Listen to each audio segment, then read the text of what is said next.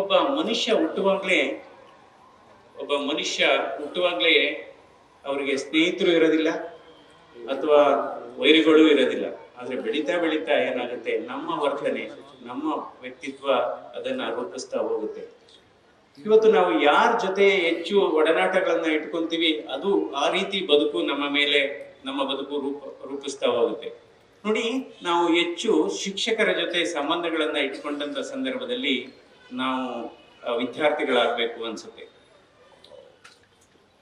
ಅದೇ ವಿಜ್ಞಾನಿಗಳ ಜೊತೆ ನಾವು ಹೆಚ್ಚು ಸಂಪರ್ಕವನ್ನ ಇಟ್ಕೊಂಡ್ರೆ ನಾವು ಸಂಶೋಧಕರಾಗಬೇಕು ಅನ್ಸುತ್ತೆ. ಈ ಹುಡುಗರ ಜೊತೆ ಹೆಚ್ಚು ಸಂಬಂಧವನ್ನ ಇಟ್ಕೊಂಡ್ರೆ ಪ್ರಪಂಚ ಬಹಳ ಸುಲಭ ಅನ್ಸುತ್ತೆ. ಬೆಳಿಗ್ಗೆ ಅಮೆರಿಕದ ಬಗ್ಗೆ ಮಾತಾಡ್ತಾರೆ, ಮಧ್ಯಾಹ್ನ ರಷ್ಯಾ ಬಗ್ಗೆ ಮಾತಾಡ್ತಾರೆ, ಪ್ರಧಾನ ಮಂತ್ರಿಯವ್ರ ಬಗ್ಗೆ ಮಾತಾಡ್ತಾರೆ, ಎಲ್ಲಾ ರೀತಿ ಅವ್ರ ಬಗ್ಗೆ ಮಾತಾಡ್ತಾರೆ. ಸಂಜೆ 7 ಗಂಟೆಗೆ ಯಾರಾದ್ರೂ 50-100 ರೂಪಾಯಿ ಕೊಟ್ಟರು ಸಾಕಪ್ಪ ಅಂತ ಆ ರೀತಿ ಸಾಗುತ್ತೆ. ಅದೇ ನಾವು ಈ LIC ಏಜೆಂಟ್ಗಳ ಜೊತೆ ಜಾಸ್ತಿ ಸಂಪರ್ಕ ಇಟ್ಕೊಂಡ್ರೆ ಪ್ರೀಮಿಯಂ ಕಟ್ತಾನೆ ಇರ್ತೀವಿ, ಹೋಗ್ಬಿಡ್ಬೇಕಪ್ಪ ಏನೇನು ಅನ್ಸುತ್ತೆ. ಅಧಿಕಾರಿಗಳ ಜೊತೆ ಹೆಚ್ಚು ಸಂಪರ್ಕವನ್ನ ಇಟ್ಕೊಂಡ್ರೆ ಪ್ರಪಂಚ ನಿಧಾನ ಅನ್ಸುತ್ತೆ. ಹಾಗೆಯೇ ಹೆಚ್ಚು ಈ ವರ್ತಕರ ಜೊತೆ ನಾವು ಸಂಪರ್ಕ ಇಟ್ಕೊಂಡ್ರೆ ನಾವು ಪ್ರತಿದಿನ ಲಾಭ ಮಾಡಲೇಬೇಕು ಅನ್ಸುತ್ತೆ. ಅದೇ ನಾವು ಯೋಧರ ಜೊತೆ ಹೆಚ್ಚು ಸಂಪರ್ಕವನ್ನ ಇಟ್ಕೊಂಡ್ರೆ ನಾವು ಮಾಡಿದಂತ ಬಲಿದಾನ ಬಹಳ ಕಡಿಮೆ ಅನ್ಸುತ್ತೆ.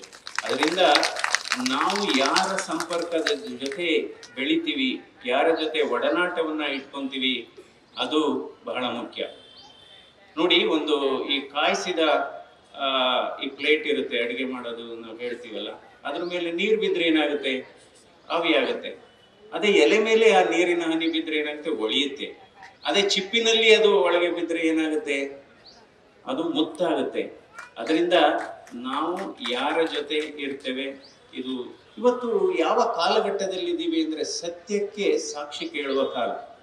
ಸತ್ಯ ಹೇಳಿದ್ರೆ ನೋಡ್ಬೋದು, ಕೆಲವರೆಲ್ಲ ಇವತ್ತು ಈಗಾಗಲೇ ಹಲವಾರು ಬಾರಿ ಈಗಾಗಲೇ ಪ್ರಸ್ತಾಪ ಆಗಿದೆ. ಅದು ಈಗ ಈ ಮೆದುಳು ಸವಿಯುತ್ತೆ, ಹೃದಯ ಸವಿಯುತ್ತೆ, ಮೂಳೆ ಸವಿಯುತ್ತೆ, ನಾಲಿಗೆ ಸವಿಯೋದೆಲ್ಲರೂ ನೋಡಿದಿರ. ಇವತ್ತು ಹಲವಾರು ಸಮಸ್ಯೆಗಳಿಗೆ ಕಾರಣ ನಾಲಿಗೆನೇ ಕಾರಣ. ನಾಲಿಗೆಗೆ ಆದ ಗಾಯ ಮಾಯುತ್ತೆ. ಆಕ್ಚುಲಿ ನಾಲಿಗೆಯಿಂದ ಆಗುವ ಗಾಯ ಬೇರೊಬ್ಬರಿಗೆ ಮಾಯುತ್ತೆ. ಅದರಿಂದ ನಾವು ಬೇರೊಬ್ಬರಿಗೆ ಕೊಡತಕ್ಕಂತ ಒಂದು ಅದ್ಭುತವಾದಂತ ಕೊಡುಗೆ ಅಂದ್ರೆ ಒಂದು ಒಳ್ಳೆಯ ಮಾತು, ಒಂದು ಒಳ್ಳೆಯ ನಗು, ಒಂದು ಒಳ್ಳೆಯ ಪ್ರೀತಿ.